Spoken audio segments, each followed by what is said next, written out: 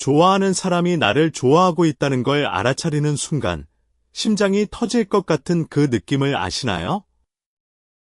연애에서 가장 설레는 순간은 고백의 순간도, 첫 키스의 순간도 아닙니다.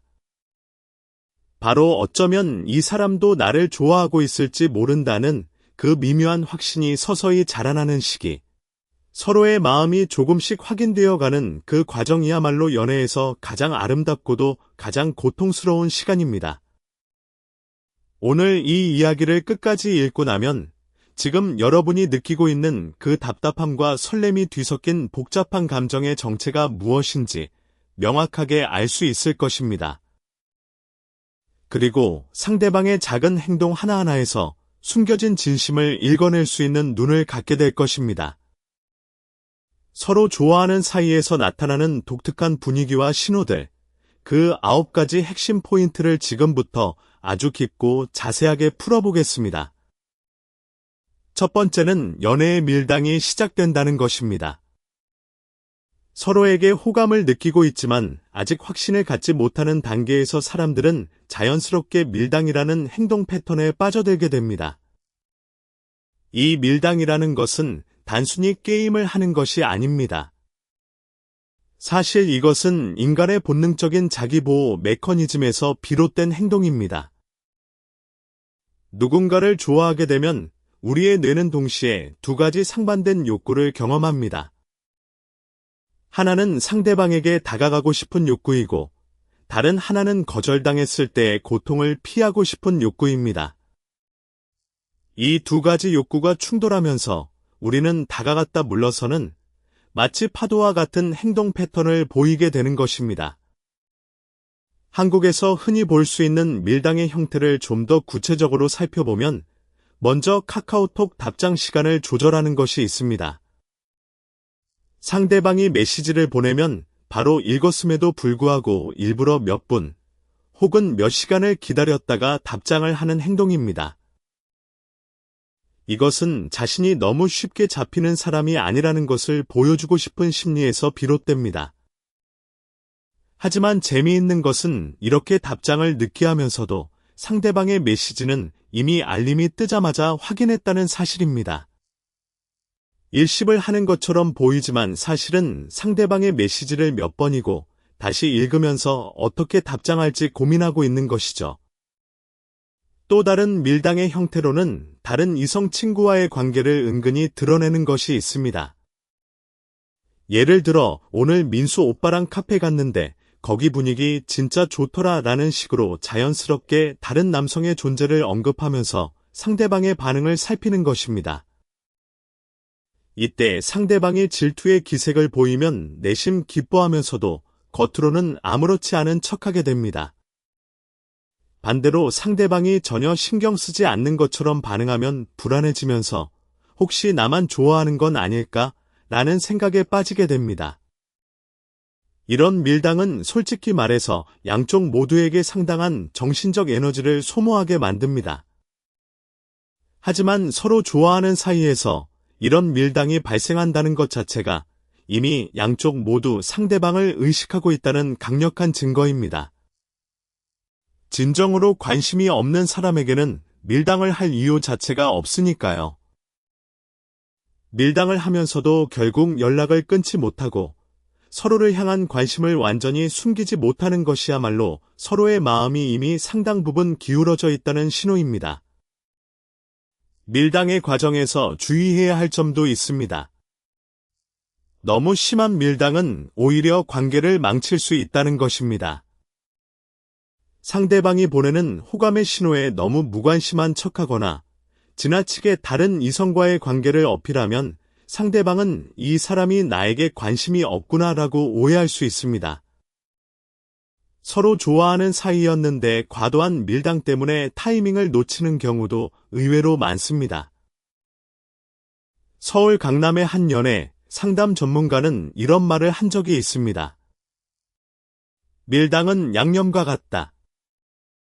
적당히 쓰면 요리의 맛을 살리지만 너무 많이 넣으면 요리 자체를 망친다. 이 비유가 밀당의 본질을 정확하게 설명해 준다고 생각합니다. 서로 좋아하는 사이에서의 밀당은 자연스럽게 발생하는 것이지, 의도적으로 과하게 만들어내야 하는 것이 아닙니다. 자연스러운 밀당의 흐름을 타면서도 상대방에게 나는 너에게 관심이 있다는 기본적인 메시지는 전달되어야 합니다.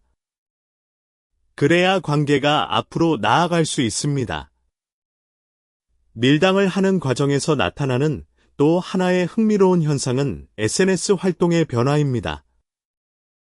서로 좋아하는 사이에 있는 사람들은 인스타그램이나 카카오, 스토리에 올리는 게시물의 성격이 미묘하게 변합니다. 평소에는 음식 사진이나 일상적인 풍경 사진을 주로 올리던 사람이 갑자기 자기 관리에 신경 쓴 셀카를 올리기 시작하거나 의미심장한 노래 가사를 공유하거나 혹은 상대방이 좋아할 만한 장소나 활동을 하는 모습을 올리게 됩니다. 이것은 무의식적으로 상대방에게 자신의 매력을 어필하려는 행동이면서 동시에 나 지금 이런 것에 관심 있어. 너도 같이 하고 싶지 않아. 나는 간접적인 메시지를 보내는 것이기도 합니다. 이런 SNS 행동의 변화를 알아차릴 수 있다면 상대방의 마음을 읽는 데 큰 도움이 됩니다. 두 번째는 그 사람의 목소리가 낮아진다는 것입니다. 이것은 과학적으로도 여러 차례 입증된 현상입니다.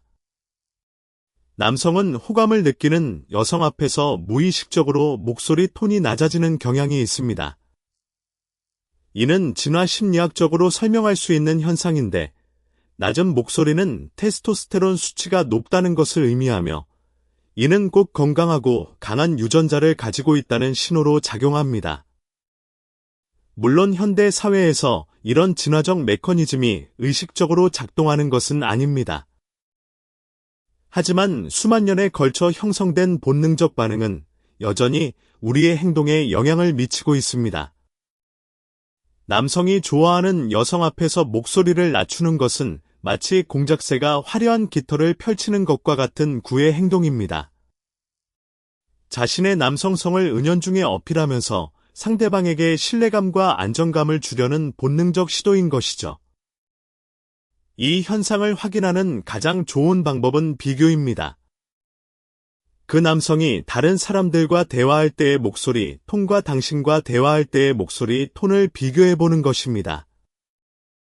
만약 친구들이나 동료들과 대화할 때는 평소처럼 말하다가 당신과 대화할 때만 유독 목소리가 낮아지고 조금 더 부드러워진다면 이것은 매우 강력한 호감의 신호입니다. 특히 전화통화에서 이런 변화를 알아차리기가 더 쉽습니다. 직접 만나서 대화할 때는 여러 가지 다른 요소들이 함께 작용하기 때문에 목소리의 변화를 놓치기 쉽지만 전화통화에서는 오직 목소리만으로 소통하기 때문에 톤의 변화를 더 민감하게 감지할 수 있습니다. 한 가지 더 흥미로운 점은 목소리의 변화가 양방향으로 일어난다는 것입니다. 남성의 목소리가 낮아지는 것과 동시에 여성의 목소리는 반대로 약간 높아지는 경향이 있습니다. 이건 역시 진화적 메커니즘으로 설명됩니다. 높은 목소리는 젊음과 여성성을 상징하기 때문입니다.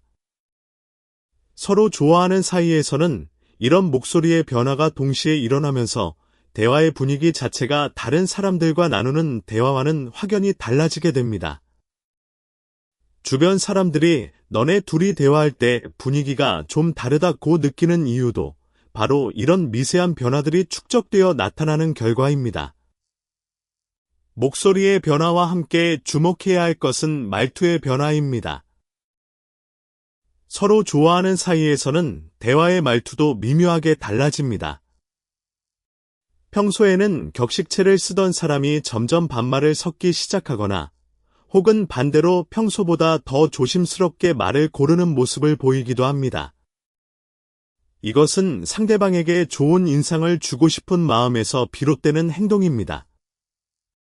또한 대화 중에 상대방의 말버릇이나 자주 쓰는 표현을 무의식적으로 따라하는 현상도 나타납니다. 심리학에서는 이것을 미러링이라고 부르는데 이는 상대방에 대한 호감과 공감을 나타내는 강력한 비언어적 신호입니다. 예를 들어 그 사람이 자주 쓰는 감탄사나 표현을 어느새 자신도 모르게 사용하고 있다면 그것은 이미 그 사람에게 상당히 깊은 수준의 호감을 느끼고 있다는 증거입니다. 세 번째는 주변에 사람이 있느냐 없느냐에 따라 태도가 달라진다는 것입니다. 이것은 서로 좋아하는 사이에서 매우 빈번하게 나타나는 현상입니다. 여러 사람이 함께 있는 자리에서는 서로를 향한 관심을 노골적으로 드러내지 않으려고 합니다. 이유는 간단합니다. 주변 사람들에게 자신의 마음이 들키는 것이 부끄럽기 때문이고, 또한 아직 확실한 관계가 아닌 상태에서 다른 사람들의 시선과 판단을 받고 싶지 않기 때문입니다. 한국 사회에서는 특히 이런 경향이 강하게 나타납니다. 직장이나 학교 같은 사회적 관계 속에서 연애 감정을 드러내는 것에 대한 부담감이 크기 때문입니다. 회사 동료들 사이에서 쟤네 둘이 썸 타나 봐라는 소문이 퍼지는 것을 꺼리는 사람이 많고, 학교에서도 친구들의 놀림을 받는 것이 싫어서 좋아하는 사람 앞에서 일부러 무관심한 척하는 경우가 많습니다. 하지만 단둘이 있게 되면 상황이 완전히 달라집니다. 여러 사람 앞에서는 시선도 잘 주지 않던 사람이 둘만의 공간에서는 눈을 반짝이며 적극적으로 대화를 이끌어갑니다. 목소리 톤도 부드러워지고 표정도 한결 밝아지며 물리적 거리도 자연스럽게 가까워집니다. 이런 극적인 태도 변화는 그 사람의 진심을 읽을 수 있는 가장 명확한 단서 중 하나입니다. 이 현상의 핵심은 차이에 있습니다. 여러 사람 앞에서의 태도와 둘만 있을 때의 태도 사이의 간극이 클수록 그 사람의 호감도가 높다고 볼 수 있습니다. 만약 누구와 있든 항상 같은 태도를 보이는 사람이라면 그것은 그 사람의 성격이 원래 그런 것일 수 있습니다. 하지만 유독 당신과 둘이 있을 때만 태도가 달라진다면 그것은 성격의 문제가 아니라 감정의 문제입니다. 이런 현상은 여성에게서도 동일하게 나타납니다. 친구들과 함께 있을 때는 좋아하는 남성에게 특별히 다르게 대하지 않으려고 노력하지만 둘만 남게 되면 눈빛이 달라지고 웃음이 많아지며 대화에 더 집중하는 모습을 보입니다. 서로 좋아하는 사이에서 이런 태도 변화가 양쪽 모두에서 나타나기 때문에 둘만 있는 시간은 그야말로 마법 같은 순간이 됩니다. 평소에는 감추고 있던 진짜 감정들이 슬며시 얼굴을 내미는 시간이니까요. 실제로 서로 좋아하는 사이의 많은 커플들이 둘이서만 있을 때 분위기가 완전히 달랐다고 회상하는 것도 이 때문입니다. 회식 자리에서는 서로 눈도 잘 안 마주치던 사이가 회식 후 같은 방향이라며 함께 걸으면서는 한없이 수다스러워지는 그런 경험 해보신 적 있으시죠? 그게 바로 이 세 번째 신호입니다. 네 번째는 가치관이 비슷하다는 것입니다. 서로 좋아하는 사이가 될 가능성이 높은 두 사람은 대부분 가치관이 상당 부분 일치합니다. 여기서 가치관이란 단순히 좋아하는 것이 같다는 수준을 넘어서는 것입니다. 물론 좋아하는 음식이 같고, 좋아하는 음악 장르가 같고, 좋아하는 여행지가 같은 것도 중요합니다. 하지만 더 근본적인 수준에서의 가치관 일치가 있어야 서로에 대한 호감이 깊어질 수 있습니다. 예를 들어 삶에서 가장 중요하게 생각하는 것이 무엇인지, 돈에 대한 태도는 어떠한지, 가족에 대해 어떤 생각을 가지고 있는지, 미래에 대한 비전은 어떤지 같은 근본적인 가치관이 비슷해야 합니다. 이런 깊은 수준의 가치관 일치를 서로 발견하게 되면 이 사람과 함께라면 편하게 지낼 수 있겠다는 확신이 생기면서 호감이 급격히 깊어지게 됩니다. 한국 사회에서 특히 중요하게 여겨지는 가치관의 일치 항목들이 있습니다.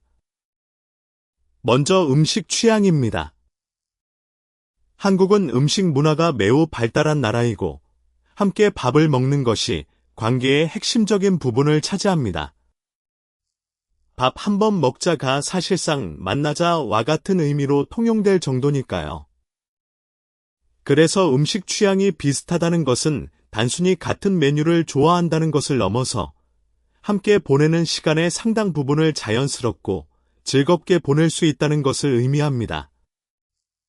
매운 음식을 좋아하는 정도, 외식과 집밥에 대한 선호도, 새로운 맛집 탐방에 대한 열정 등이 비슷하면 만남의 기회도 자연스럽게 늘어나고 함께하는 시간의 질도 높아집니다. 다음으로 중요한 것은 일과 여가에 대한 가치관입니다. 한국은 일과 삶의 균형에 대한 인식이 빠르게 변화하고 있는 사회입니다. 어떤 사람은 커리어에 올인하는 삶을 선호하고 어떤 사람은 워라밸을 중시하며 또 어떤 사람은 자유롭게 프리랜서로 살기를 원합니다. 이런 근본적인 삶의 방향성이 비슷해야 서로를 이해하고 지지할 수 있습니다. 예를 들어 한 사람은 주말에도 일하면서 성공을 향해 달려가고 싶어 하는데 다른 사람은 주말에는 반드시 쉬면서 여행을 다니고 싶어 한다면 아무리 서로 좋아한다 해도 장기적으로 갈등이 생길 수밖에 없습니다. 서로 좋아하는 사이의 두 사람이 이런 가치관의 일치를 발견하는 과정은 매우 특별합니다. 대화를 나누다가 나도 그렇게 생각해. 나는 반응이 계속 나오면서 서로에 대한 호감이 눈에 보이는 속도로 깊어지는 것을 느낄 수 있습니다.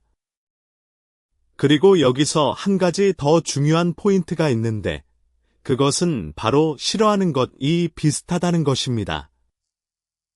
좋아하는 것이 같은 것도 중요하지만 싫어하는 것이 같은 것은 그보다 더 강력한 유대감을 만들어냅니다.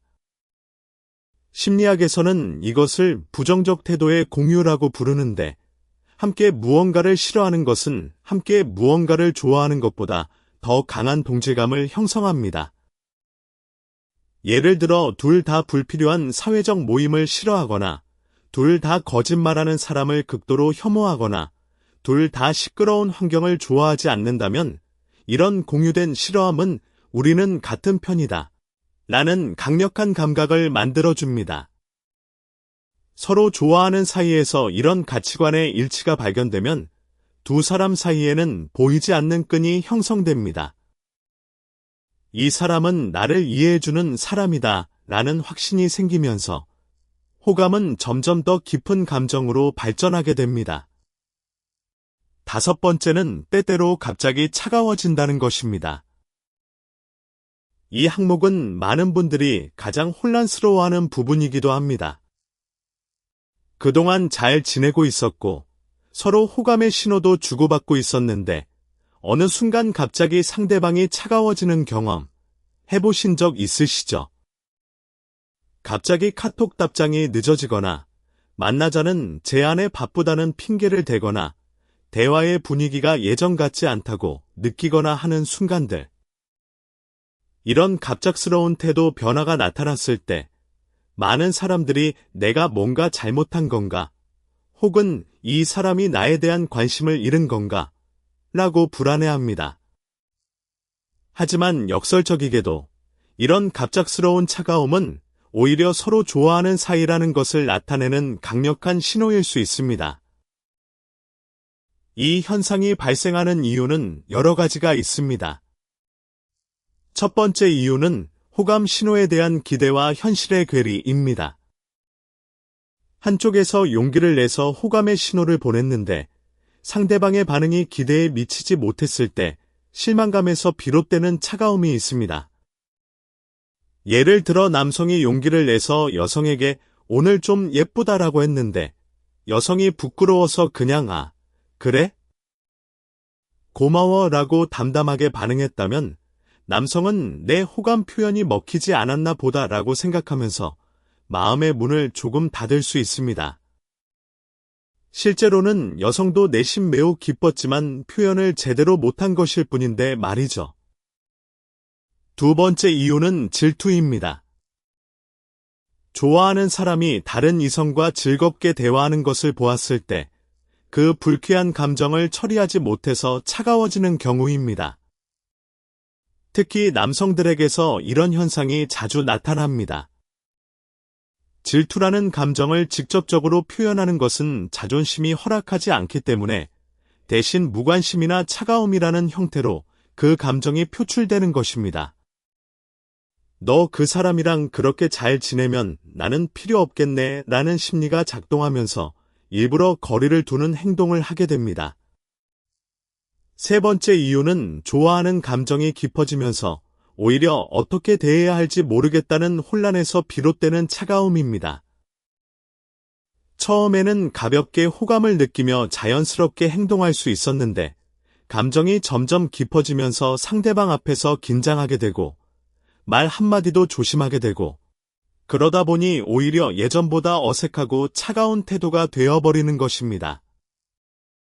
이런 경우에는 시간이 약입니다. 상대방의 갑작스러운 차가움에 당황해서 자신도 함께 차가워지면 관계는 급격히 멀어질 수 있습니다. 대신 조급해하지 않고 자연스러운 태도를 유지하면서 시간을 주는 것이 좋습니다.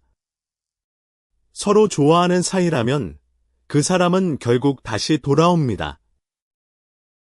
차가워진 이유가 무엇이든 마음속의 호감은 쉽게 사라지는 것이 아니기 때문입니다. 여기서 중요한 것은 이런 차가움의 시기를 어떻게 보내느냐입니다. 가장 좋지 않은 대응은 상대방의 차가움에 대해 직접적으로 따져 묻는 것입니다. 왜 갑자기 그래? 내가 뭘 잘못했어? 같은 질문은 상대방을 더 부담스럽게 만들 수 있습니다. 대신 변함없이 자연스럽게 대하면서 상대방이 편하게 느낄 수 있는 분위기를 만들어주는 것이 좋습니다. 그리고 이 시기를 자신의 매력을 가꾸는 시간으로 활용하는 것도 좋은 전략입니다. 상대방이 잠시 거리를 두고 있는 동안 운동을 하거나 새로운 취미를 시작하거나 자기 개발에 투자하면서 자신감을 높이면 상대방이 다시 가까이 다가왔을 때 한층 더 매력적인 모습을 보여줄 수 있습니다. 여섯 번째는 불현듯 눈이 마주친다는 것입니다.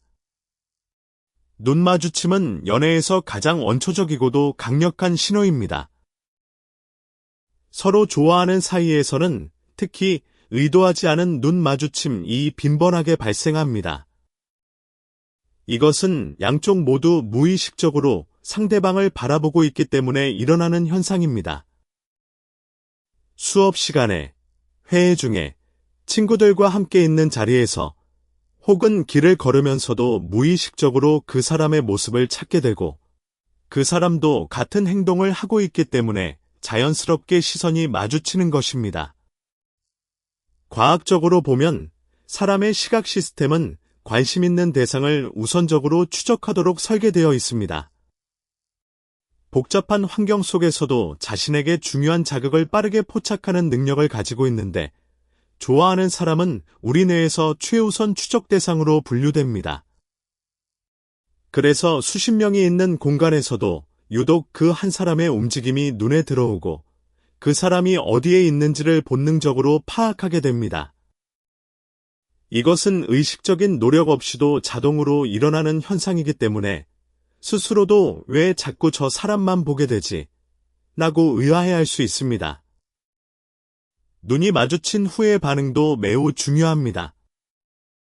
서로 좋아하는 사이의 초기 단계에서는 눈이 마주치면 대부분 황급히 시선을 돌립니다. 마치 나 너 안 봤어 라는 듯이 다른 곳을 바라보거나 갑자기 핸드폰을 들여다보거나 하는 반응을 보입니다. 이것은 자신의 마음이 들킬까봐 두려운 심리에서 비롯되는 행동입니다.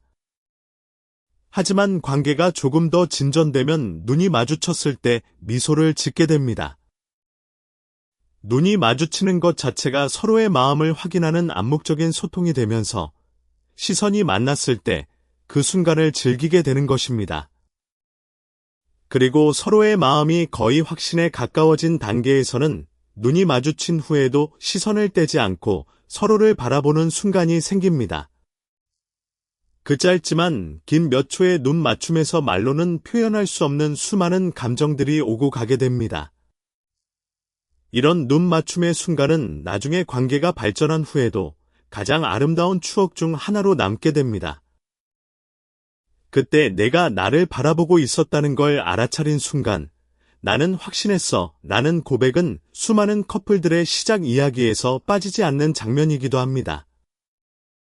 눈 마주침과 관련해서 한 가지 더 알아두면 좋은 것은 시선의 삼각형 패턴입니다. 이것은 호감을 느끼는 사람을 바라볼 때 시선이 상대방의 한쪽 눈에서 다른 쪽 눈으로 그리고 입술로 이동하는 삼각형 패턴을 그린다는 것입니다. 이 패턴은 상대방에 대한 로맨틱한 관심을 나타내는 것으로 일반적인 사회적 시선, 눈과 이마 사이를 오가는 패턴, 과는 구별됩니다. 만약 상대방이 대화 중에 자주 당신의 입술 쪽으로 시선을 내리는 것을 포착했다면 그것은 단순한 호감을 넘어서 깊은 끌림을 느끼고 있다는 신호일 수 있습니다. 7번째는 마음과 몸의 거리가 모두 가깝다는 것입니다. 서로 좋아하는 사이에서는 심리적 거리와 물리적 거리 모두가 가까워지는 현상이 나타납니다. 먼저 심리적 거리의 변화부터 살펴보겠습니다. 심리적 거리가 가까워진다는 것은 여러 가지 형태로 나타납니다. 가장 대표적인 것은 호칭의 변화입니다. 한국어에서 호칭은 관계의 성격을 직접적으로 반영합니다. 처음에는 김지수 씨 같은 격식 있는 호칭을 사용하다가 관계가 가까워지면서 지수 씨로, 그리고 더 가까워지면 지수야 혹은 특별한 별명으로 변화하게 됩니다. 특히 주목해야 할 것은 그 남성만이 사용하는 특별한 별명이 생기는 경우입니다. 예를 들어 다른 사람들은 모두 지수라고 부르는데 그 사람만 수야, 나, 지수콩 같은 독특한 호칭을 사용한다면 그것은 그 사람이 당신과의 관계에서 특별함을 만들고 싶어 한다는 강력한 신호입니다. 이런 특별한 호칭은 둘만의 세계를 형성하는 일종의 암호와 같은 역할을 합니다. 심리적 거리가 가까워지면서 나타나는 또 다른 변화는 대화 주제의 깊이입니다. 처음에는 날씨, 주말 계획, 최근 본 드라마 같은 표면적인 주제로 대화하다가 점점 가족 이야기, 어린 시절 추억, 미래에 대한 꿈, 현재 고민하고 있는 것들 같은 깊은 주제로 대화가 넘어가게 됩니다. 이런 깊은 대화를 나눌 수 있다는 것은 상대방을 신뢰하고 있고 상대방에게 자신의 진짜 모습을 보여주고 싶다는 마음의 표현입니다. 서로 좋아하는 사이에서는 이런 깊은 대화가 자연스럽게 이루어지면서 이 사람에게는 다른 사람에게 하지 않는 이야기도 할 수 있다는 특별한 친밀감이 형성됩니다. 물리적 거리의 변화도 중요합니다. 사람에게는 개인 공간 또는 퍼스널 스페이스라는 것이 있습니다.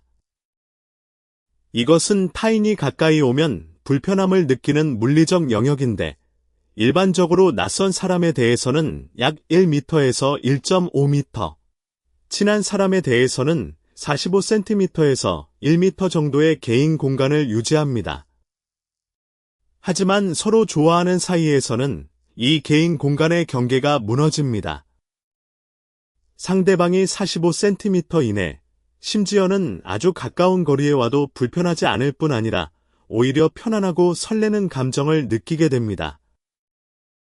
나란히 앉았을 때 어깨가 살짝 닿는 거리, 함께 걸을 때 손등이 스치는 거리, 같은 핸드폰 화면을 함께 보기 위해 머리를 맞대는 거리. 이런 미묘한 물리적 접근이 자연스럽게 이루어진다면 두 사람 사이의 감정은 이미 상당히 깊어진 상태라고 볼 수 있습니다. 물리적 거리와 관련해서 또 하나 주목할 만한 것은 보디랭귀지입니다. 서로 좋아하는 사이에서는 상대방을 향해 몸이 자연스럽게 기울어지는 현상이 나타납니다. 여러 사람이 함께 있는 자리에서도 몸의 방향이 무의식적으로 좋아하는 사람 쪽을 향하고 발끝이 그 사람을 가리키고 있는 경우가 많습니다. 또한 대화 중에 상대방의 제스처나 자세를 무의식적으로 따라하는 미러링 현상도 빈번하게 나타납니다. 상대방이 턱을 괴면 나도 모르게 턱을 괴게 되고, 상대방이 음료를 마시면 나도 음료에 손이 가게 되는 것입니다. 이런 미러링은 의식적으로 하는 것이 아니라 상대방에 대한 무의식적인 동조에서 비롯되는 것이기 때문에 서로에 대한 호감이 깊다는 매우 신뢰할 수 있는 지표입니다. 8번째는 서로에게 시간을 투자한다는 것입니다. 시간은 현대 사회에서 가장 귀한 자원이라 해도 과언이 아닙니다. 누구나 바쁜 일상을 살아가고 있고 자신의 시간을 어디에 어떻게 쓸지는 매우 중요한 선택입니다. 그래서 누군가에게 많은 시간을 투자한다는 것은 그 자체로 강력한 호감의 표현입니다. 서로 좋아하는 사이에서는 양쪽 모두 상대방에게 많은 시간을 투자합니다. 함께 만나서 보내는 시간만이 아니라 카톡이나 전화로 소통하는 시간, 상대방에 대해 생각하는 시간, 상대방과 관련된 것들을 준비하는 시간 등 다양한 형태의 시간 투자가 이루어집니다. 특히 눈여겨볼 것은 우선순위의 변화기입니다. 원래 주말에는 반드시 친구들과 만나던 사람이 좋아하는 사람의 스케줄에 맞추기 시작하거나 퇴근 후에는 무조건 집에서 쉬던 사람이 좋아하는 사람이 만나자고 하면 기꺼이 외출하게 되거나 하는 변화들입니다. 자신의 기존 루틴을 깨면서까지 상대방에게 시간을 할애한다는 것은 그 사람이 자신의 삶에서 매우 높은 우선순위를 차지하고 있다는 뜻입니다. 시간 투자와 관련해서 재미있는 심리학적 개념이 있습니다. 바로 매몰 비용 효과입니다. 이것은 이미 투자한 것이 많을수록 그것을 포기하기 어려워지는 심리를 말합니다. 연애에서도 이 원리가 작동합니다. 상대방에게 시간을 투자하면 투자할수록 그 사람에 대한 감정은 더 깊어지고 관계를 포기하기가 어려워집니다.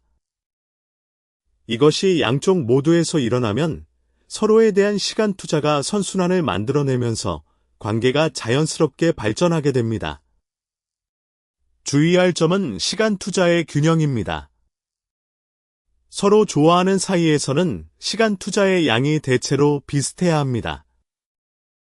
한쪽만 일방적으로 시간을 쏟고 다른 쪽은 그렇지 않다면 그것은 서로 좋아하는 사이가 아니라 일방적인 짝사랑일 가능성이 높습니다. 양쪽 모두 비슷한 수준으로 서로에게 시간을 투자하고 있다면 그것은 관계가 건강하게 발전하고 있다는 좋은 신호입니다. 시간 투자의 형태도 다양합니다. 직접 만나서 함께 보내는 시간이 가장 대표적이지만 그 외에도 여러 형태가 있습니다. 예를 들어 상대방이 추천한 영화나 드라마를 찾아보는 것, 상대방이 좋아하는 취미에 관심을 가지고 알아보는 것, 상대방의 고민에 대해 진지하게 생각해보고 조언을 준비하는 것, 상대방에게 줄 선물이나 이벤트를 고민하는 것 등이 모두 시간 투자의 형태입니다. 이런 보이지 않는 시간 투자들이 쌓이면서 두 사람 사이의 감정적 유대는 더욱 단단해지게 됩니다. 9번째는 질문을 많이 하기 시작한다는 것입니다. 남성은 일반적으로 대화에서 질문의 양이 많지 않은 편입니다. 친구나 동료와의 대화에서는 정보 교환이나 의견 나누기 정도의 수준에서 대화가 이루어지는 경우가 많습니다. 하지만 좋아하는 여성에게는 상황이 완전히 달라집니다. 질문의 양이 폭발적으로 증가합니다. 오늘 뭐 했어? 점심은 뭐 먹었어? 주말에 뭐 할 거야? 요즘 무슨 드라마 봐? 어릴 때 꿈이 뭐였어? 같은 크고 작은 질문들을 쏟아내기 시작합니다. 이 질문들의 본질은 정보 수집이 아닙니다. 당신에 대해 더 많이 알고 싶다는 관심의 표현이면서 동시에 대화를 계속 이어가고 싶다는 마음의 표현입니다. 질문을 한다는 것은 상대방의 답변을 기다린다는 것이고, 답변을 기다린다는 것은 대화가 끊기지 않기를 바란다는 것이기 때문입니다. 특히 주목해야 할 질문의 유형이 있습니다. 그것은 당신의 연애 관련 상황을 파악하려는 질문들입니다. 요즘 만나는 사람 있어? 이상형이 어떤 사람이야? 전 남자친구랑은 왜 헤어졌어? 같은 질문들은 단순한 호기심에서 나오는 것이 아닙니다. 자신이 당신에게 다가갈 수 있는 가능성이 있는지, 경쟁자는 없는지를 파악하려는 매우 전략적인 질문입니다. 이런 질문을 받았을 때 상대방이 어떤 표정으로, 어떤 뉘앙스로 물어보는지를 잘 관찰해 보세요. 무심한 척 물어보지만 눈빛이 진지하거나 당신의 답변에 따라 표정이 미묘하게 변한다면 그 사람은 분명히 당신에게 깊은 감정을 품고 있는 것입니다. 질문의 깊이도 중요한 판단 기준입니다. 초반에는 뭐 좋아해? 취미가 뭐야? 같은 표면적인 질문을 하다가 관계가 깊어지면서 살면서 가장 힘들었던 때가 언제야? 나중에 어떤 삶을 살고 싶어? 같은 깊은 질문으로 넘어간다면 그것은 당신에 대한 관심이 단순한 호기심 수준을 넘어서 깊은 이해의 욕구로 발전했다는 증거입니다. 서로 좋아하는 사이에서는 이런 깊은 질문들이 양방향으로 오고 가면서 대화가 단순한 수다를 넘어서 서로의 내면을 탐험하는 여정이 됩니다. 이제 9가지 신호를 모두 살펴보았습니다. 하지만 여기서 이야기를 마치기에는 아직 많은 것들이 남아 있습니다. 서로 좋아하는 사이의 분위기를 더 깊이 이해하기 위해, 그리고 실제 생활에서 이 신호들을 제대로 읽어내기 위해 몇 가지 중요한 추가 포인트들을 더 다뤄보겠습니다. 먼저, 서로 좋아하는 사이에서 나타나는 공기의 변화에 대해 이야기해 보겠습니다. 서로 좋아하는 두 사람이 같은 공간에 있으면 주변 사람들도 느낄 수 있는 독특한 분위기가 형성됩니다. 이것은 과학적으로 설명하기 어려운 부분이지만 경험적으로 많은 사람들이 공감하는 현상입니다. 친구들이 너네 둘이 뭔가 있어? 라고 물어보는 것도 이런 미묘한 공기의 변화를 감지했기 때문입니다. 이 공기의 변화는 앞서 언급한 여러 가지 미세한 신호들이 복합적으로 작용한 결과입니다. 목소리 톤의 변화, 시선의 움직임, 물리적 거리의 미묘한 조절, 대화의 리듬 변화 등이 모두 합쳐져서 주변 사람들도 감지할 수 있는 수준의 분위기를 만들어내는 것입니다. 서로 좋아하는 사이에서 나타나는 또 하나의 중요한 현상은 우연의 빈도 증가입니다. 요즘 왜 이렇게 자주 마주치지?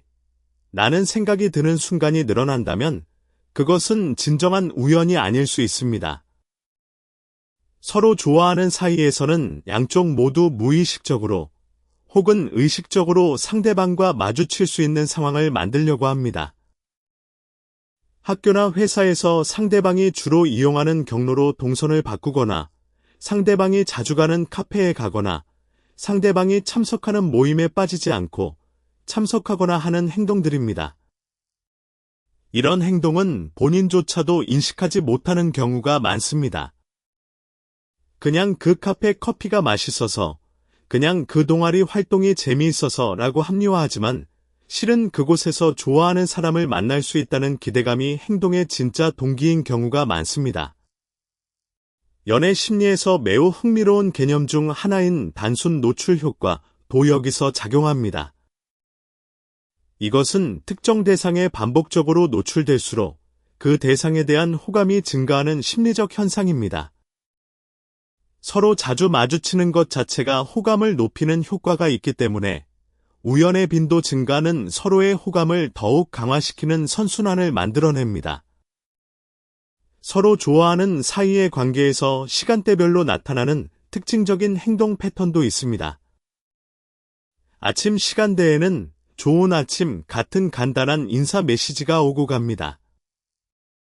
이것은 단순한 인사 이상의 의미를 가지고 있습니다.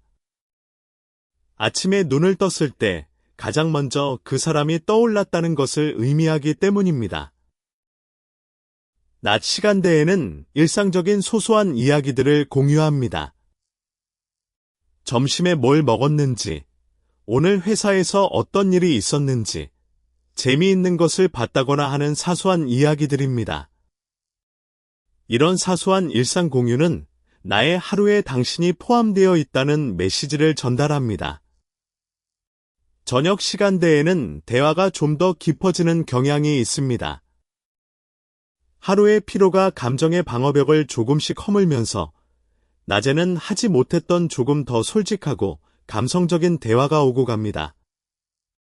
그리고 밤 시간대에는 잘 자라는 마지막 인사를 누가 먼저 할 것인지, 혹은 조금이라도 더 대화를 이어가고 싶어서 잠을 미루게 되는 상황이 발생합니다. 서로 좋아하는 사이에서 이런 하루 전체에 걸친 소통 패턴이 자연스럽게 형성되었다면 두 사람의 관계는 이미 상당히 깊은 수준에 도달했다고 볼 수 있습니다. 또한 서로 좋아하는 사이에서는 우리라는 표현이 자연스럽게 등장하기 시작합니다. 우리 다음에 같이 가보자. 우리 이번 주말에 뭐 할까? 같은 표현들이 의식하지 않아도 자연스럽게 나오는 것입니다. 이 우리라는 단어는 심리적으로 매우 강력한 의미를 지닙니다. 나와 너가 아닌 우리라는 표현을 사용한다는 것은 무의식적으로 이미 두 사람을 하나의 단위로 인식하고 있다는 뜻이기 때문입니다. 상대방이 대화 중에 자주 우리라는 표현을 사용한다면, 그리고 그 우리가 자연스럽게 느껴진다면 두 사람의 마음은 이미 같은 방향을 향하고 있을 가능성이 매우 높습니다. 서로 좋아하는 사이의 관계에서 발생하는 동기화 현상도 매우 흥미롭습니다. 동기화 현상이란 두 사람의 행동 패턴이 점점 비슷해지는 것을 말합니다. 예를 들어 걸음걸이의 속도가 비슷해지거나, 식사 속도가 비슷해지거나, 웃는 타이밍이 같아지거나, 심지어는 숨쉬는 리듬까지 동기화되는 현상이 나타날 수 있습니다. 이것은 서로에 대한 깊은 관심과 공감에서 비롯되는 현상으로 상대방에게 맞추려는 의식적인 노력 없이도 자연스럽게 일어납니다. 함께 나란히 걸을 때 보폭이 자연스럽게 맞춰지고, 함께 식사할 때 젓가락을 드는 타이밍이 비슷해지는 이런 소소한 동기화가 누적되면서 두 사람은 점점 더 함께 있는 것이 자연스러운 관계가 되어갑니다. 서로 좋아하는 사이에서는 유머 코드가 맞는다는 느낌도 강하게 들게 됩니다. 물론 이것은 실제로 유머 감각이 비슷해서일 수도 있지만, 더 정확하게 말하면 상대방의 유머에 더 잘 반응하게 되는 현상입니다. 호감이 있는 사람의 농담에는 더 크게 웃게 되고, 그 사람만의 유머 스타일이 유독 재미있게 느껴집니다. 이것은 상대방에 대한 호감이 유머에 대한 반응 역치를 낮추기 때문입니다. 서로 좋아하는 사이에서 함께 웃는 순간들이 많아지는 것은 이런 심리적 메커니즘이 양방향으로 작동하기 때문입니다.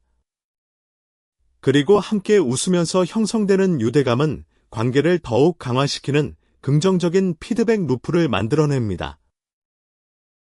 관계의 진정과 관련해서 결정적 순간이라는 개념도 알아둘 필요가 있습니다.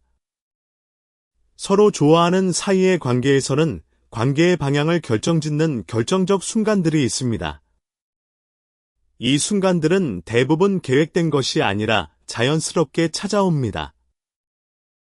예를 들어, 비가 오는 날 우산 하나를 나눠 쓰며 걸어가는 순간, 함께 야경을 보며 묘한 침묵이 흐르는 순간, 혹은 힘든 일이 있을 때 가장 먼저 그 사람에게 전화를 걸게 되는 순간 같은 것들입니다.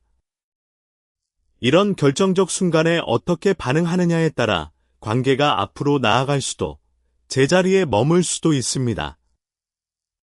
서울의 한강공원에서 나란히 앉아 치맥을 하다가, 혹은 부산 해운대에서 밤바다를 함께 바라보다가, 혹은 제주도 올레길을 함께 걸으면서 이런 결정적 순간들이 찾아올 수 있습니다. 이때 용기를 내서 한 발짝 더 다가간다면 서로 좋아하는 사이에서 진정한 연인 관계로 발전할 수 있는 문이 열리게 됩니다. 서로 좋아하는 사이에서 발생하는 정보 수집 행동도 흥미롭습니다. 서로 좋아하는 두 사람은 상대방에 대한 정보를 다양한 경로로 수집하려고 합니다. 직접적인 질문을 통해서뿐만 아니라 상대방의 SNS를 자주 확인하거나 공통 지인에게 상대방에 대한 이야기를 슬쩍 물어보거나 상대방이 좋아하는 것들을 관찰하고 기억하는 등의 행동을 합니다. 그리고 이렇게 수집한 정보를 바탕으로 상대방을 놀라게 할 만한 행동을 하기도 합니다. 예를 들어 상대방이 인스타그램에 올린 게시물에서 특정 카페를 좋아한다는 것을 파악한 후 우연을 가장하여 그 카페에서 만남을 제안하거나 상대방이 좋아하는 아이돌의 신곡이 나왔을 때 가장 먼저 링크를 보내주거나 하는 행동들입니다. 이런 당신에 대해 관심을 가지고 있다는 것을 보여주는 행동들은 상대방에게 특별한 감동을 줍니다. 자신이 무심코 한 말이나 행동을 기억하고 있다는 것 자체가 이 사람이 나를 그만큼 소중하게 생각하고 있구나 라는 확신을 심어주기 때문입니다. 서로 좋아하는 사이에서 이런 정보 수집과 활용이 양방향으로 이루어지면 관계는 자연스럽게 더 깊어지고 특별해집니다. 연애에서 타이밍이라는 것도 매우 중요한 요소입니다. 서로 좋아하는 사이라 하더라도 타이밍이 맞지 않으면 관계가 발전하지 못하는 경우가 있습니다. 예를 들어 한쪽이 시험 기간이거나 업무가 폭주하는 시기라면 아무리 상대방에게 관심이 있어도 제대로 된 시간과 에너지를 투자하기 어렵습니다.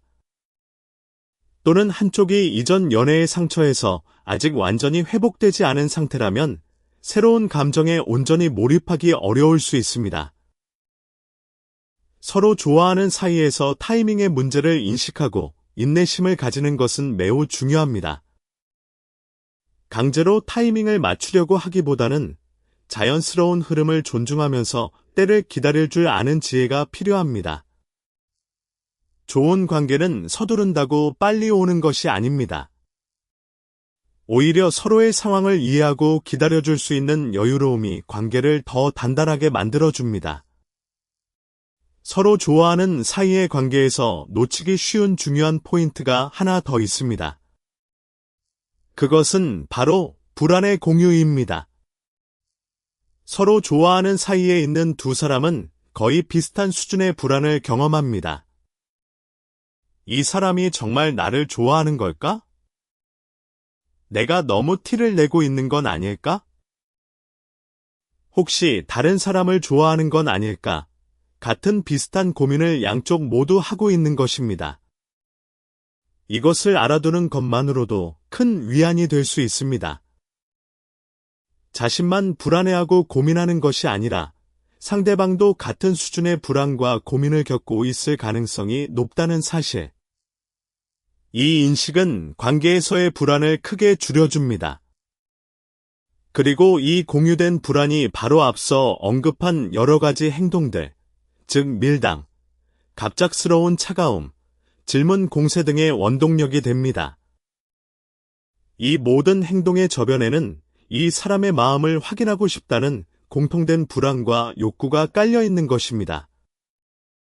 서로 좋아하는 사이에서 가장 아름다운 순간은 이 불안이 확신으로 바뀌는 순간입니다. 이 사람도 나를 좋아하는 것이 맞다는 확신이 드는 순간, 그동안의 모든 불안과 고민이 녹아내리면서 순수한 기쁨과 설렘만이 남게 됩니다. 그리고 그 확신은 대부분 하나의 극적인 사건으로 오는 것이 아니라 앞서 이야기한 9가지 신호들이 하나둘씩 쌓여가면서 서서히 형성됩니다. 이제 실전적인 조언을 몇 가지 더 해보겠습니다. 서로 좋아하는 사이의 분위기를 감지했을 때 어떻게 행동하면 좋을지에 대한 이야기입니다. 첫째, 자연스러움을 유지하세요. 서로 좋아하는 사이라는 것을 알아차렸다고 해서 갑자기 태도를 크게 바꾸면 오히려 상대방을 당황하게 만들 수 있습니다. 그동안 쌓아온 자연스러운 관계의 흐름을 유지하면서 조금씩, 아주 조금씩 거리를 좁혀가는 것이 좋습니다. 둘째, 확신이 서기 전에 너무 빠르게 고백하지 마세요. 서로 좋아하는 사이의 묘한 분위기를 충분히 즐기는 것도 연애의 큰 즐거움 중 하나입니다. 그 설레는 시간을 너무 성급하게 끝내려고 하지 마세요. 대신 서로의 감정을 좀 더 확인하고 서로에 대해 좀 더 알아가는 시간을 가진 후에 고백하면 성공 확률도 높아지고 관계의 시작도 더 단단해집니다. 셋째, 자신의 감정에 솔직해지되 표현의 방식에는 신중함을 기하세요. 좋아하는 감정을 완전히 숨기는 것도 너무 노골적으로 드러내는 것도 좋지 않습니다. 적절한 수준의 호감 표현은 관계를 전진시키는 에너지가 되지만 과한 표현은 상대방에게 부담을 줄 수 있습니다. 넷째, 상대방의 페이스를 존중하세요. 사람마다 감정의 발전 속도가 다릅니다. 당신이 이미 확신이 든 상태라 하더라도 상대방은 아직 확인 과정 중에 있을 수 있습니다. 상대방이 준비될 때까지 기다려줄 수 있는 여유가 필요합니다. 다섯째, 공통의 경험을 만들어 가세요. 서로 좋아하는 사이에서 관계를 발전시키는 가장 좋은 방법은 함께 특별한 경험을 만들어가는 것입니다. 같이 맛집을 탐방하거나, 영화를 보거나, 전시회를 가거나, 혹은 새로운 것을 함께 도전해보는 등의 경험들은 두 사람만의 추억을 만들어주고 관계의 깊이를 더해줍니다. 또한 서로 좋아하는 사이에서 흔히 저지르는 실수들도 알아두면 도움이 됩니다. 가장 흔한 실수 중 하나는 친구들에게 너무 많이 상담하는 것입니다. 물론 연애 고민을 친구들과 나누는 것은 자연스러운 일이지만 너무 많은 사람들에게 이야기하면 의견이 분분해지면서 오히려 더 혼란스러워질 수 있고 최악의 경우 소문이 퍼져서 상대방의 귀에까지 들어갈 수 있습니다. 신뢰할 수 있는 한두 명의 친구에게만 상담하는 것이 좋습니다. 또 다른 흔한 실수는 SNS를 통한 간접적인 감정 표현입니다. 의미심장한 게시물을 올려서 상대방이 알아주기를 바라는 행동은 대부분 효과가 없을 뿐 아니라 오히려 상대방을 혼란스럽게 만들 수 있습니다. 감정은 SNS를 통해서가 아니라 직접적인 소통을 통해 전달하는 것이 훨씬 효과적이고 진정성이 있습니다. 술에 의존하는 것도 피해야 할 실수입니다. 한국에서는 술자리 문화가 발달해 있어서 술의 힘을 빌려 감정을 표현하려는 사람들이 많습니다. 하지만 술에 취한 상태에서의 감정 표현은 진정성이 의심받을 수 있고 다음 날 후회할 만한 행동을 할 위험도 있습니다. 서로 좋아하는 사이에서의 감정 표현은 맑은 정신 상태에서 하는 것이 가장 아름답고 가장 효과적입니다. 서로 좋아하는 사이에서 관계가 발전하는 과정은 마치 계절의 변화와 같습니다. 봄처럼 설레는 시작이 있고 여름처럼 뜨거운 감정의 고조기가 있고 가을처럼 서로에 대한 확신이 무르익는 시기가 있으며 겨울처럼 때로는 차갑고 불안한 시기도 있습니다. 하지만 이 모든 계절을 함께 지나면서 두 사람의 관계는 더욱 깊어지고 결국에는 봄과 같은 따뜻한 사랑의 꽃이 피어나게 됩니다. 연애에서 가장 중요한 것은 결국 진심입니다. 아무리 많은 기술과 전략을 알고 있어도 진심이 없으면 아무 소용이 없습니다. 반대로 진심만 있다면 조금 서투르더라도 그 마음은 결국 상대방에게 전달됩니다. 서로 좋아하는 사이에서 나타나는 9가지 신호들도 결국은 진심이 만들어내는 자연스러운 행동들입니다. 억지로 만들어낼 수 있는 것이 아니라 진심으로 좋아하는 마음이 있을 때 자연스럽게 나타나는 것들이죠. 그러니 지금 누군가를 좋아하고 있다면, 그리고 그 사람도 나를 좋아하고 있는 것 같다면 그 감정을 소중히 여기세요. 인생에서 서로 좋아하는 사람을 만나는 것은 생각보다 흔한 일이 아닙니다. 그 소중한 인연을 놓치지 않기를, 그리고 아름다운 사랑으로 발전시킬 수 있기를 진심으로 응원합니다. 마지막으로 한 가지만 더 이야기하겠습니다. 이 글에서 이야기한 9가지 신호는 일반적인 경향성을 이야기한 것이지, 모든 사람에게 동일하게 적용되는 절대적인 법칙은 아닙니다. 사람마다 감정을 표현하는 방식이 다르고, 관계가 발전하는 속도와 패턴도 다릅니다. 그러니 이 신호들을 참고자료로 활용하되, 가장 중요한 것은 자신의 직감을 믿는 것입니다. 오랜 시간 그 사람을 지켜보고, 함께 시간을 보내면서 쌓아온 당신의 직감은 어떤 분석 도구보다도 정확할 수 있습니다. 그 마음의 소리에 귀를 기울여 보세요. 서로 좋아하는 사이의 그 달콤하고도 아슬아슬한 시간이 아름다운 결실을 맺기를 바랍니다.